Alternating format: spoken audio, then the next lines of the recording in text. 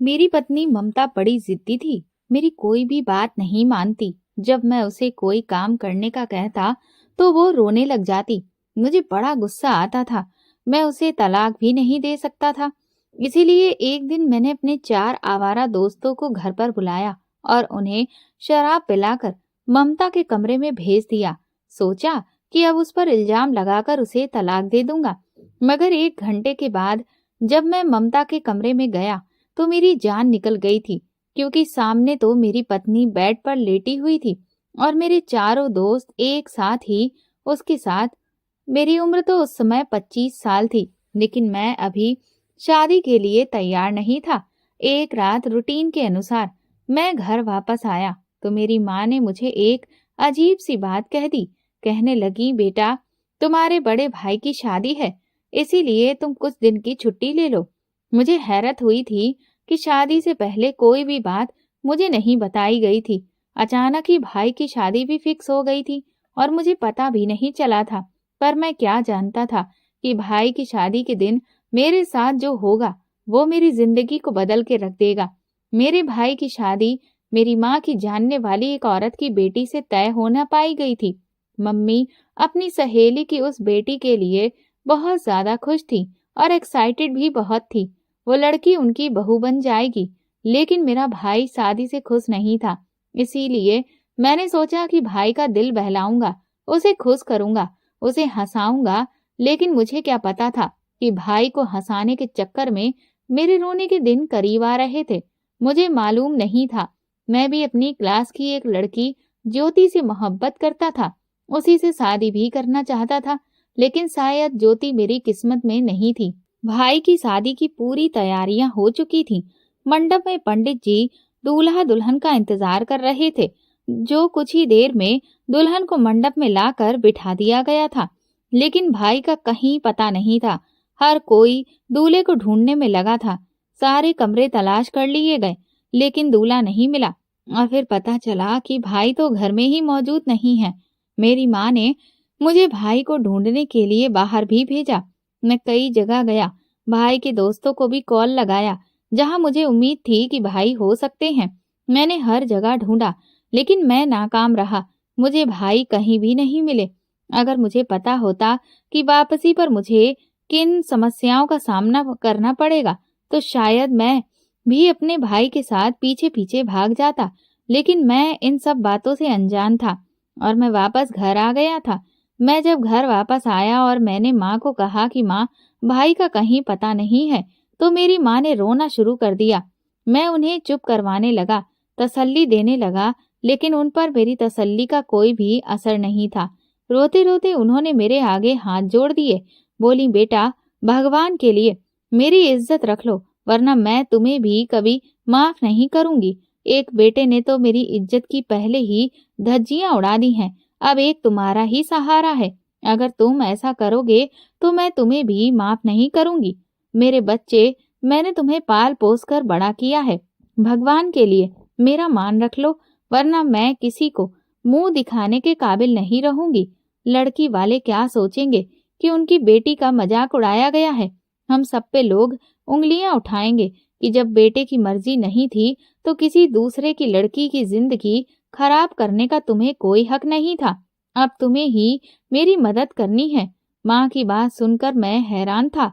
मैंने कहा, माँ, लेकिन मैं क्या कर सकता हूँ? मेरी बात सुनकर मेरी माँ फिर से रोने लगी। बोली, बेटा, बस अब तुम ही उस लड़की से शादी कर लो। वो लड़की ममता बहुत ही अच्छी सुलझी हुई बच्ची है, तुम्हें हमेशा खुश रखेगी। माँ की बात सुनकर मैं हैरान था। मैंने एकदम नामी सिर हिला दिया। मैंने कहा, लेकिन माँ, मुझे इस टाइप की घरेलू लड़कियां पसंद नहीं हैं, जैसा कि वो लड़की ममता है। मुझे तो आजकल के जमाने की नई लड़कियां पसंद हैं। मैं उस लड़की से शादी नहीं कर सकता। मैं थोड़ा चिढ़कर बोला था, मगर माँ के आंसुओं में और भी ज्यादा तेजी आ गई थी। अब मैं अपनी माँ को और ज्यादा रोता नहीं देख सकता था। और फिर मेरे पापा ने एक ऐसी बात कह दी जिसने मेरा हौसला बढ़ाया था, बल्कि मेरे दिल में लालच की एक नई दुनिया आबाद हो गई थी। पापा उस समय बड़े गुस्से में थे। कहने लगे, बेटा, तुषार ने तो ठीक समय पर हमें धोखा दे दिया और घर से भाग गया। वो अगर हमें पहले बता देता तो शायद हम उसका रिश्ता यहाँ पे तय ही ना करते। मगर ऐसी औलाद का क्या भरोसा जो भरे जमाने में इंसान को रुसवा कर दे। मैं अब उसे अपनी जायदाद में से फूटी कौड़ी भी नहीं दूंगा। मेरी जितनी भी जायदाद है, ये घर, बैंक बैलेंस सब तुम्हारे नाम करूंगा।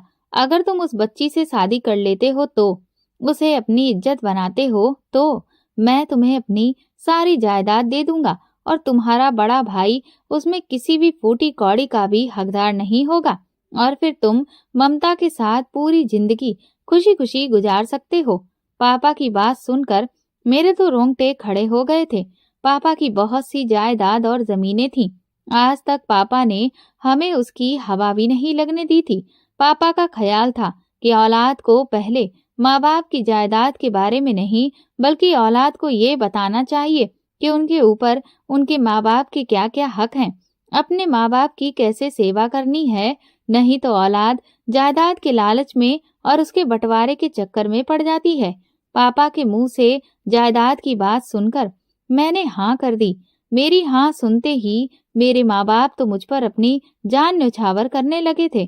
पापा ने कहा कि बेटा, तुमने मेरा दिल खुश कर दिया है, देखना मैं भी तुम्हें खुश कर दूंगा, इतना कुछ दूंगा कि तुमने सोचा भी नहीं होगा। पापा की बातें सुनकर मुझे एक नया हौसला मिला था।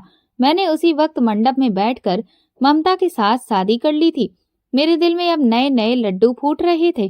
पापा के पास जो जायदाद थी अब मैं बेच भी सकता था और उन्हें कोई फर्क नहीं पड़ता, क्योंकि वो जायदाद तो मेरे नाम होने वाली थी और मैं उनसे यही कहता कि मैं नया कारोबार करूंगा, इसलिए मुझे जमीनें बेचनी पड़ेंगी। मेरे इस कदम से सब लोग मेरे एहसान तले आ गए थे, क्योंकि मेरी माँ अच्छे से जानती थी मुझे ऐसी लड़कियां पसंद नहीं थी। लेकिन अब मैंने उनका मान रख लिया था और मैं सबकी आंखों का तारा बन गया था। खैर, मैं ममता को विदा करवा कर घर ले आया। 2-1 रस्मों के बाद ममता को मेरे कमरे में बिठा दिया गया था। थोड़ी ही देर के बाद मैं भी कमरे में दाखिल हुआ। पूरा कमरा फूलों और खुशबुओं की महक से चमक रहा था। मेरे सामने गांव की एक खूबसूरत लड़की बैठी हुई थी, लेकिन मुझे उससे कोई मोहब्बत नहीं थी और ना ही कोई उसके लिए बेकरारी थी, क्योंकि मुझे उससे मोहब्बत ही नहीं थी तो उसके लिए मेरी तरफ से कैसी मोहब्बत। मैंने तो दौलत के लालच में आकर उससे शादी की थी। मैं तो उसकी शक्ल भी देखना गवारा नहीं करता था, क्योंकि मुझे तो शहर की रंग बिरंगी लड़कियां पसंद थी। मुझे इस बात से कोई फर्क नहीं पड़ता था कि औरत खूबसूरत कितनी है। मैं ये देखता था औरत बोलती कैसे है, उसका मिजाज कैसा है, उसकी पर्सनैलिटी कैसी है, उनमें अदाएं कितनी हैं। बस यही बातें मेरे ऊपर असर करती थी। खैर, पहले मैंने ममता को नहीं देखा था, लेकिन अपनी माँ के मुंह से ममता की तारीफें बहुत सुनी थी कि बहुत ही प्यारी, बहुत ही खूबसूरत बच्ची है। लेकिन मेरा दिल ममता से बोलने को बिल्कुल भी नहीं कर रहा था। वो घूंघट डाले बेड पे बैठी हुई थी और मैं अपनी शेरवानी उतार कर हैंगर में लगाने लगा और फिर उसके बाद अपनी घड़ी उतारने लगा। शायद ममता इस इंतजार में थी कि मैं उसे आवाज दूंगा या उसके पास बैठकर उसका घूंघट हटाऊं, लेकिन मुझे इस काम की कोई भी जल्दबाजी नहीं थी। मेरी तरफ से खामोशी पाकर ममता से शायद बर्दाश्त नहीं हुआ था और उसने बहुत ही पतली सी आवाज में मुझसे बोला था, नमस्ते जी। उसके इन शब्दों पर तो जैसे मुझे आग सी लग गई थी। गुस्से से मैंने कहा, कर दी ना तुमने वही गंवार वाली बात। शादी की पहली रात अपने पति को ये नमस्ते जी कौन कहता है। मेरी इस बात पर बजाय शर्मिंदा होने के वो हंसने लगी, अपना उलट दिया कहने लगी, आपने तो वो भी नहीं किया। मुझे उनकी इस बात पर गुस्सा आया। मैंने कहा, तुम मुझसे अभी से गिले शिकवे कर रही हो। मेरी बात काटते हुए बोली, भगवान न करे कि मैं आपसे गिला या शिकवा करूं। मैं तो ऐसा कभी सोच भी नहीं सकती। अब तो मैं सारी जिंदगी आपके ही साथ रहूंगी और आपकी हमेशा वफादार बनकर जिंदगी भर सेवा करूंगी। आपकी आज्ञा का पालन ना करूं, ऐसा तो मैंने सोचा ही नहीं। ममता की इतनी हाँ हुजूरी और इतनी सादी गाय वाली नेचर देखकर मुझे अब अजीब सी खुशी हुई थी। मैं जानता था ऐसी पत्नी पतियों के सामने जवान नहीं खोलती। अब मुझे पूरी आजादी मिलेगी कि मैं जो चाहूंगा वो करूंगा। मैंने कहा, अच्छा चलो ठीक है, कपड़े बदल कर सो जाओ, मैं थक गया हूँ। मैं खुद को लापरवाह रखने की कोशिश कर रहा था। जी अच्छा कहकर उठकर वो बाथरूम में चली गई थी। मेरी नजर उसके पांव पर पड़ी तो मैं देखता ही रह गया था। उसके पांव तो बहुत ही मुलायम और दूध की तरह सफेद थे। लगता था जैसे ये पैर जमीन पर रखने के लिए बने ही नहीं, बल्कि फूलों की तरह नाजुक मुलायम पैर, इन्हें तो बस फूलों पर ही चलना चाहिए। उसके पैरों की ये खूबसूरती देखकर मैं तो हैरान रह गया था। अब मेरी नजर उसके चेहरे की तरफ उठी थी। इससे पहले मैंने उसके चेहरे को देखना जरूरी नहीं समझा था, और अब जब उसके चेहरे को देखा तो मैं नजरें हटाना भूल गया था। कैसी अजीब सी चमक थी उसके चेहरे पे, जो सामने वाले को अपनी तरफ खींच रही थी। दुल्हनों वाला मेकअप उसके चेहरे पर नहीं था। एकदम साफ चमकता हुआ चेहरा था जो मेरे सामने था। वो धीरे धीरे कदम उठाती हुई वॉशरूम में चली गई थी। मुंह धोकर जब बाहर निकली तो मैं उसे देखता ही रह गया था। अचानक ही मेरे दिल में उसके लिए अजीब से जज्बात उभरने लगे थे। जी चाहा कि इस प्यारी और मासूम सी लड़की को अभी के अभी अपनी बाहों में समेट लूं और उस पर अपनी सारी उल्फतें लुटा दूं। लेकिन अचानक ही मेरे दिमाग में वो सारी लड़कियां घूम गई थीं जो मेरे आगे पीछे घुमा फिरा करती थीं, मेरे ऊपर अपनी जान छिड़कती थीं, मेरे लिए कुछ भी करने के लिए तैयार थीं। शहर की ऐसी रंगीन तितलियां जब मेरे आगे पीछे मंडराती थी, तो फिर मैं एक गांव की गंवार लड़की को अपने आप क्यों सौंपता?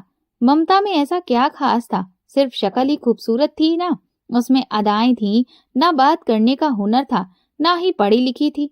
हरगिज नहीं, मैंने अपने दिल में सोचा और बाहर आ गया। लॉन में आकर मैं सिगरेट पीने लगा था। थोड़ी ही देर के बाद मेरी माँ वहीं पे आ गई। मेरे सर पे हाथ फेरते हुए बोली, बेटा परेशान मत हो, तुम्हारी पत्नी ममता लाखों में एक है। तुम देखना, जिंदगी भर वो तुम्हें खुश रखेगी, कभी तुम्हें शिकायत का मौका नहीं देगी। बहुत ही खास बच्ची है और तुम तो किस्मत वाले हो जो तुम्हें ऐसी पत्नी मिली है। ऐसी लड़कियां तो आजकल ढूंढने से भी नहीं मिलती। मैंने कहा, हाँ माँ, आप सही कहती हैं। मैं तो आपकी इज्जत और आपके मान के लिए ये सब किया है। मेरी माँ मुझे दुआएं देने लगी, कहने लगी, चलो जाओ, नई नवेली दुल्हन है, तुम उसके पास जाकर बैठो और इसका दिल बहलाओ। हाँ, मैं जा रहा हूँ, मैंने बहुत ही आज्ञाकारी बच्चे की तरह सर झुकाकर कहा था और अंदर आ गया था।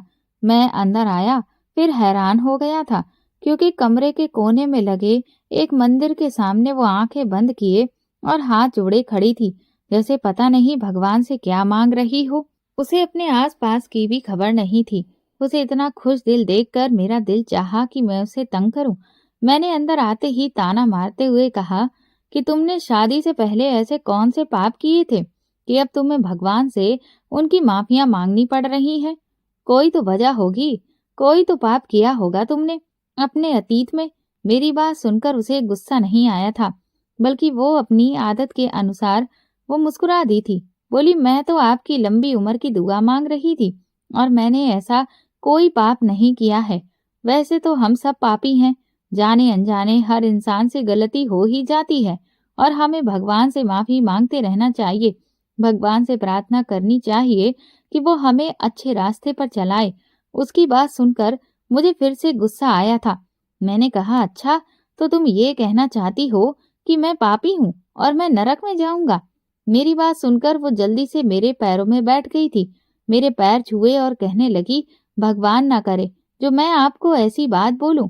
ऐसी बात बोलने से पहले मेरी जबान कट जाए। मगर मुझे ये सब बनावटी लग रहा था।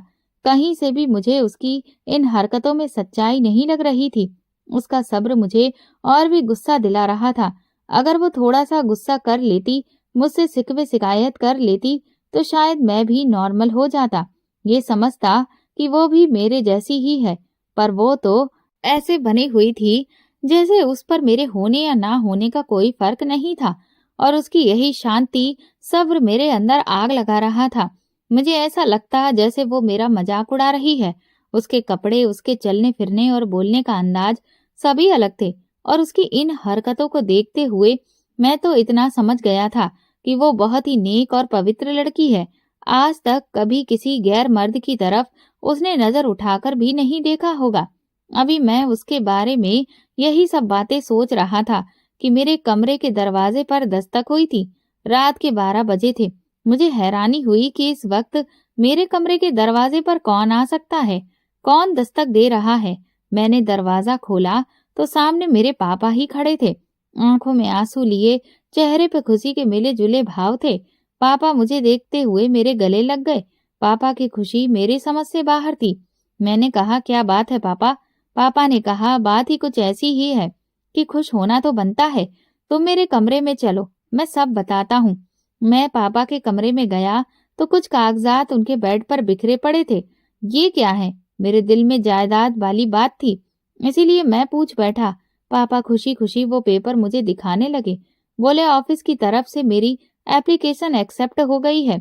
तुम्हें तो पता है कि कितने ही दिनों से अपने ऑफिस में मैं एप्लीकेशन डाल रहा था कि मुझे छुट्टियां दी जाएं और मुझे 4 धाम की यात्रा के लिए ऑफिस की तरफ से भेजा जाए, और आज जाकर मेरी एप्लीकेशन एक्सेप्ट कर ली गई है।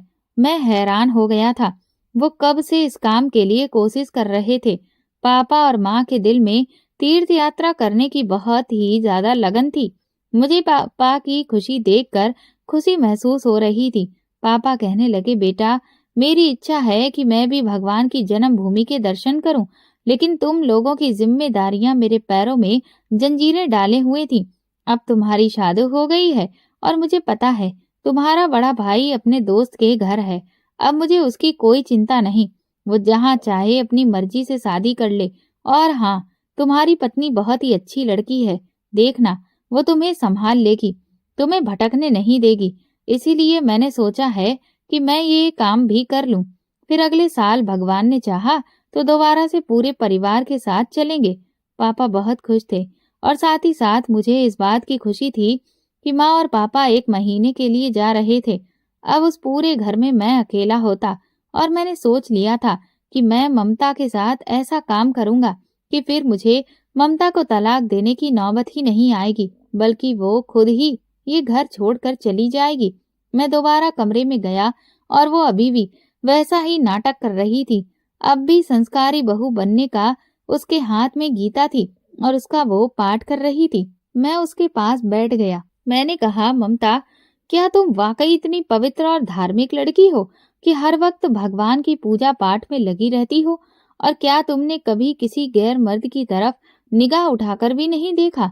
मेरी बात पे वो अपने कानों को हाथ लगाने लगी और बोली, मेरा भगवान जानता है कि मैंने कभी किसी गैर मर्द को गलत नजरों से नहीं देखा, और ना ही मैं किसी गैर मर्द के साथ बैठना पसंद करती हूँ। मैंने कहा, फिर तो तुम मेरे दोस्तों के सामने भी आना पसंद नहीं करोगी? तो कहने लगी, हाँ जी, ऐसा ही है, मैं आपके दोस्तों के सामने भी नहीं आऊंगी। मैंने कहा, अच्छा, तो फिर ठीक है, मैं तुम्हें तुम्हारे माँ बाप के घर छोड़ देता हूँ, क्योंकि जब तुम यहाँ से जाओगी तो मैं अपने दोस्तों को घर पर बुलाऊंगा। मम्मी पापा तीर्थ यात्रा के लिए जा रहे हैं, और तुम्हें तो पता है ये मौका बार बार नहीं आता। मेरे दोस्त मेरे घर आना चाहते हैं। मेरे 2 दोस्त विदेश में नौकरी करते हैं और मेरी शादी की वजह से वो छुट्टियां लेकर आए हैं। हम सब दोस्त बचपन के दोस्त हैं और हम आपस में खूब सारा टाइम बिताना चाहते हैं, अपने बचपन की सारी यादें ताजा करना चाहते हैं। इसीलिए हमें अकेलेपन की जरूरत है, जो कि ये घर पर ही हो सकता है। तो मैं चाहता हूँ कि तुम हम दोस्तों के बीच में किसी भी तरह की कोई डिस्टरबेंस ना करो, इसीलिए अपने माँ बाप के घर चली जाओ। वो मेरी बात फौरन ही मान गई थी। कहने लगी, लेकिन मेरी एक शर्त है। मैंने कहा, वो क्या? कहने लगी, वो मैं आपको थोड़ी देर के बाद बताऊंगी। ये कहकर वो कमरे से बाहर चली गई थी और मम्मी पापा को बधाई देने लगी कि वो तीर्थ यात्रा पर जा रहे थे। और मैं अंदर बैठा यही सोच रहा था कि आखिर ममता के दिमाग में ऐसी कौन सी शर्त होगी जो वो मेरे साथ रखना चाहती है। मैंने अपने सारे दोस्त और गर्लफ्रेंड को भी बता दिया था कि मेरे मम्मी पापा 1 महीने के लिए जा रहे हैं, तो मेरे घर पर पार्टी के लिए आ जाना। बल्कि अब तो हर रोज मेरे घर पर पार्टी हुआ करेगी। हम सारे लड़के लड़कियां मिलकर रात भर मौज मस्ती करेंगे। मैं बहुत खुश था और मेरे सभी दोस्त भी अपनी सारी गर्लफ्रेंड के साथ आने के लिए तैयार थे। मेरे ज्यादातर दोस्त बहुत अमीर तो नहीं थे, लेकिन बेशर्मी के काम में उनका जवाब नहीं था। हर एक दोस्त की अपनी अपनी गर्लफ्रेंड थी और उनके बीच हर तरह के रिश्ते भी बन चुके थे। अपने दोस्तों की इन हरकतों की वजह से मैं कई बार मुश्किल में भी पड़ चुका था, लेकिन मेरे माँ बाप का पैसा था जो मुझे हर बार बचा लेता था। खैर, अब तो मुझे चिंता करने की जरूरत नहीं थी, क्योंकि अब तो मेरे ही घर में पार्टी हुआ करती। मैं बहुत सुकून से था कि कौन सा हम लोग किसी होटल में जाएंगे जो पकड़े जाएंगे। मजे की बात तो ये थी कि मेरे किसी दोस्त को ये नहीं पता था कि मेरी शादी हो चुकी है। ममता से तो मैंने झूठ बोल दिया था कि मेरे दो दोस्त मेरी शादी में शामिल होने के लिए विदेश से आए हुए थे, और मैं अपनी शादी वाली बात किसी को बताना भी नहीं चाहता था, क्योंकि मैं नहीं चाहता था मेरे दोस्तों को पता चले कि मेरी पत्नी गांव की गंवार लड़की है और वो मेरा मजाक उड़ाए। थोड़ी देर के बाद ममता मेरे पास आई तो मुझे अजीब सी नजरों से देखने लगी, जैसे वो मेरे बारे में सब कुछ जानती हो। कहने लगी, हर्ष, एक बात पूछूं? सच सच बताना। मैंने कहा, हाँ पूछो। कहने लगी कि आप सच में अपने दोस्तों को पार्टी देना चाहते हैं? मैंने कहा, हाँ देना चाहता हूँ। तुम्हें कोई शक है? अगर तुम यहाँ रुकना चाहती हो तो रुक सकती हो और अपनी आंखों से देख लेना, तुम्हारी मर्जी है। लेकिन मैं तो तुम्हारे भले के लिए ही कह रहा था। तुम हम दोस्तों की पार्टी में फिट नहीं बैठोगी, क्योंकि तुम अलग नेचर की लड़की हो, तुम परेशान हो जाओगी। इसीलिए तुम्हें तुम्हारे माँ बाप के घर भेज रहा हूँ। वो मुझे कुछ देर तक देखती रही, फिर बोली, हाँ वो तो ठीक है कि मैं तुम्हारे दोस्तों की पार्टी में शामिल नहीं होना चाहती, लेकिन मुझे आपके लिए अफसोस है और डर भी लग रहा है कि कहीं आपके साथ कुछ गलत ना हो जाए। मैं चौंक कर बोला, कुछ गलत क्यों होगा मेरे साथ? वो कहने लगी, जब तक आप अच्छाई और बुराई के अंतर को समझ ना लें, तब तक मैं कुछ कह नहीं सकती, और ना ही मैं आपको जबरदस्ती अपनी बात मनवा सकती हूँ। मैंने कहा, हाँ सही बात है, मनवाने की कोशिश भी मत करना। तुम जानती हो कि मैं तुमसे ये शादी अपनी खुशी से नहीं की है, बल्कि मम्मी पापा की खुशी की खातिर की है।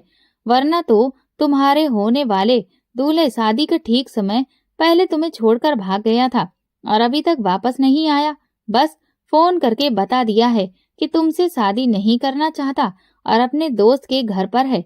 यकीनन कोई ना कोई तो वजह होगी जो वो तुमसे शादी नहीं करना चाहता था। कुछ ना कुछ तो किया होगा तुमने, या फिर तुम्हारी बातों में उसे कुछ ऐसा महसूस हुआ होगा और मेरे भाई को लगा होगा कि तुम्हारा कैरेक्टर या तुम्हारी नीयत सही नहीं है, इसीलिए तुम्हें छोड़कर भाग गया। मेरी ये बातें सुनकर ममता के चेहरे पर दुख के भाव उमड़ आए थे और देखते ही देखते उसकी आंखों में आंसू तैरने लगे। आखिर को वो भी एक लड़की थी, लेकिन मैंने उसे चुप कराने की कोशिश नहीं की थी, बल्कि उसे यूं ही रोता छोड़कर बाथरूम में चला गया था। खैर, शादी की पहली रात हमारी यूं ही निकल गई थी। मैंने उसे हाथ भी नहीं लगाया था। मैं बाथरूम से आकर सीधा सोफे पर लेट गया और उसने भी मुझे कुछ नहीं कहा था। वह आराम से बेड पर सो गई थी। अगले ही दिन मम्मी पापा चले गए थे। कहने लगी कि आप भी मुझे अब मेरे माँ बाप के घर छोड़ आओ, मैं अपने मायके जाना चाहती हूँ। मैंने कहा, एक दिन और रुक जाओ, और वैसे तुमने भी तो अपनी एक शर्त मनवानी थी, वो तो तुमने बताई ही नहीं। तो कहने लगी, मेरी शर्त तो कुछ भी नहीं थी, बस इतनी सी थी कि आप सुबह सवेरे उठ जाया करना और भगवान की आरती करके अपने दिन की शुरुआत किया करना। जब आप भगवान का नाम लेकर अपना दिन शुरू करते हैं तो भगवान भी आपसे खुश होते हैं और आपको हर मुश्किल से बचाते हैं। सुबह सवेरे भगवान को जरूर याद करना चाहिए, चाहे दुनिया इधर की उधर हो जाए। मुझे उसकी ये बात अच्छी लगी थी। मैं उसकी बात सुनकर इम्प्रेस हुआ था। मुझे तो लगा था कि वो मुझसे पैसे मांगेगी या फिर कोई और जिद करेगी, लेकिन उस बेचारी ने तो मेरे ही फायदे की बात की थी। इस बात पर मैं थोड़ा शर्मिंदा भी हुआ था और परेशान भी कि मैंने उसे गलत समझा था। वो तो मेरे ही भले की बातें सोच रही थी। खैर, ऐसी सब बातों से तो उसे कोई फर्क नहीं पड़ता था। वो तो सब्र का पुतला बनी हुई थी। थोड़ी देर के बाद ही उसने अपना सामान पैक कर लिया। मैं दिल में उदास हो रहा था। पता नहीं क्यों उसके जाने पे अच्छा नहीं लग रहा था, पर मैंने ये बात उस पर जाहिर नहीं की थी। मैं उसे गाड़ी तक छोड़ आया था। वो अपने माँ बाप के घर चली गई। उसके जाने के बाद घर में अजीब सी उदासी छा गई थी, जैसे एक नहीं 10 लोग घर से निकल गए हों। घर बहुत खाली खाली लग रहा था मैंने घबराकर जल्दी से अपने दोस्तों को कॉल लगाई। उनसे कहा, घर खाली हो गया है, अब तुम लोग शाम को आ जाना। मेरे दोस्त तो इसी मौके के इंतजार में थे। मेरे दोस्तों के आने से घर में एक नई रौनक सी लग चुकी थी। हर तरफ गानों की आवाज और धूम धड़ाके वाले डीजे बजने लगे थे और डीजों की थपाक थप से मेरे दोस्तों की गर्लफ्रेंड नाच रही थी। मैं इन सारी लड़कियों को पहले से ही जानता था। मैंने सबके लिए छोटे छोटे गिफ्ट्स भी पैक कर रखे थे। जब मैं वो गिफ्ट्स उन्हें देता तो वो खुश होती थी। उसको यही तो चीज भाती थी। खाने पीने के बाद हमने डांस पार्टी की शुरुआत की थी। लड़के लड़कियां आपस में डांस करने लगे, बातचीत करने लगे। लेकिन इसी बीच मुझे कुछ गलत होने का एहसास हुआ था। मुझे आज अपने दोस्त रमन और राजीव के तेवर कुछ अजीब से लग रहे थे। उनकी आंखों में मक्कारी सी दिख रही थी। उसको देखकर लगता था जैसे कोई बात अपने अंदर ही अंदर मुझसे छुपा रहे हों। वो दोनों एक दूसरे को इशारे भी कर रहे थे, जबकि बाकी सब लोग अपने अपने कामों में बिजी थे। लेकिन रमन और राजीव का व्यवहार और उनका ध्यान कहीं और था। मैंने उस पर नजर रखना शुरू कर दी, लेकिन फिर मुझे प्रियंका ने अंदर बुलाया। वो मेरी सबसे पसंदीदा गर्लफ्रेंड थी। उसने कभी भी मेरे सामने ऊंची आवाज में बात तक नहीं की थी। मेरी बहुत इज्जत भी करती थी। मैं उसके पास चला गया। वो मुझसे बातें करने लगी। बातों ही बातों में पता ही नहीं चला कब रात के 12 बज गए थे। फिर हम सब लोग बैठकर एक बार फिर से शराब की महफिल सजाई थी। लेकिन अब भी राजीव की आंखें कुछ और ही कह रही थीं। वो शराब पीने में ज्यादा दिलचस्पी नहीं ले रहा था। अब मुझे बेचैनी होने लगी थी कि तभी मुझे ऐसा महसूस हुआ जैसे ममता मुझे बुला रही है। मुझे कमरे के अंदर बुला रही थी, कह रही थी, सुबह की रोशनी फैलने वाली है, जाओ भगवान के पास जाओ और उससे अपने किए गए पापों की माफी मांगो और भगवान की आरती करो। इन लोगों को यहाँ से निकाल दो। ये लोग अच्छे नहीं हैं, वरना बहुत बुरा होगा। मैं ये बात सुनकर हैरान रह गया था, क्योंकि ममता तो मेरे सामने ही अपनी माँ के घर गई थी। क्या वो वापस घर आ गई थी? मुझे बहुत गुस्सा आया। उसकी आवाज मेरे कानों में टकरा रही थी। ये मेरा कोई वहम नहीं हो सकता था। हालांकि घर में म्यूजिक की आवाज बहुत ऊंची थी, लेकिन फिर भी मुझे विश्वास था कि उसी की आवाज है। वो घर आ चुकी है। गुस्से से मैंने कमरे का दरवाजा खोला और कमरे को कुंडी भी लगा दी। लेकिन जैसे ही मैंने दरवाजे को कुंडी लगाई थी, बाहर से बहुत तेज आवाजें आने लगी थीं। आवाजें ऐसी थीं जिन्हें सुनकर मेरा दिल बैठ गया था। ये आवाज तो पिस्टल से निकलने वाली गोलियों की थी। मैं दिल थामे वहीं बेड पर बैठ गया था। डर के मारे मेरा दिल जोर जोर से कांप रहा था। मैंने कांपते हाथों से अपना मोबाइल निकाला और उस पर नंबर डायल करने लगा। थोड़ी ही देर बाद मेरे दरवाजे को जोर जोर से पीटा जाने लगा, लेकिन मैंने दरवाजा नहीं खोला था। जरूर मेरे घर में कुछ तो गड़बड़ हो रही थी, जो ये फायरिंग की आवाजें आ रही थीं। थोड़ी ही देर बाद बाहर सब कुछ शांत हो गया था। पुलिस को मैं कॉल कर चुका था। थोड़ी ही देर में पुलिस के सायरन बजने लगे थे।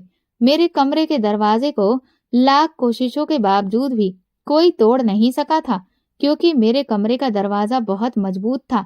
अगर 100 आदमी मिलकर भी उस दरवाजे को तोड़ते, तब भी तोड़ नहीं पाते। इसी कमरे में सारा जेवर और कीमती चीजें, कैश और हर तरह के कागजात रखे हुए थे, जबकि मेरा मोबाइल मैं अपने साथ ही लेकर कमरे में आया था। मेरे दोस्तों ने मुझसे ज्यादा शराब पिलाने की कोशिश की थी, मगर मैंने बहुत कम शराब पी थी, जिसकी वजह से मैं अपने होशो हवास में था। जब मुझे ममता की आवाज सुनाई दी थी तो मैं इसी कमरे में आया था, लेकिन अंदर कोई नहीं था। मैं यही सोच रहा था और उसी वक्त पुलिस आ गई और सारा ड्रामा खत्म हो गया। सब लोगों को पुलिस ने गिरफ्तार कर लिया और मैंने अपने दोस्तों का नाम लिया था। वो गरीब घर से थे, लेकिन बड़े ही मक्कार और चालबाज निकले। वो आज मुझे मारने और मेरे घर पर डाका डालने के इरादे से आए थे। हकीकत सुनकर मुझे विश्वास नहीं आया था। मेरे अपने जिगरी दोस्त मेरे खिलाफ इतना बड़ा प्लान तैयार कर सकते थे। उनको मेरी शादी के बारे में भी पता था और ये भी पता था कि मेरे कमरे में अच्छा खासा कीमती जेवर पड़ा है। वो लोग ये सब कुछ उठाकर और चोरी के इरादे से रखते थे, लेकिन समय पर पुलिस आ गई थी। अब सब लोग पकड़े गए थे, लेकिन सबसे बड़ी बात ये थी जो मुझे हैरान और परेशान भी कर रही थी कि वो उस रात मेरी पत्नी घर पर नहीं थी। वो अगले दिन घर वापस आई थी, लेकिन ये शायद उसकी भगवान से सच्ची भक्ति का असर था कि उसने मुझे बचा लिया था। भगवान अपने खास भक्तों पर आने वाली मुसीबत को आने से पहले ही टाल देते हैं। यही तो भगवान की लीला अपरंपार है। मैंने उसी दिन से अपने सारे बुरे कामों से तौबा कर लिया था और अपनी पत्नी ममता को दिल से अपना लिया था। उसके साथ अपनी शादीशुदा रिश्ते की भी शुरुआत की थी और आज मैं अपनी पत्नी के साथ बहुत खुश हूँ। मेरा एक बेटा भी है जिसकी परवरिश मेरी पत्नी बहुत ही अच्छे से कर रही है। मेरी पत्नी बहुत ही अच्छी साबित हुई थी मेरे लिए। दोस्तों, अगर आपको हमारी कहानी पसंद आई है तो कमेंट करके जरूर बताएं और वीडियो को लाइक करके ज्यादा से ज्यादा शेयर करें। चैनल पर नए हैं तो सब्सक्राइब करें और हाँ, नोटिफिकेशन बेल को जरूर दबाएं ताकि अगली अपडेट सबसे पहले आपको मिले। धन्यवाद।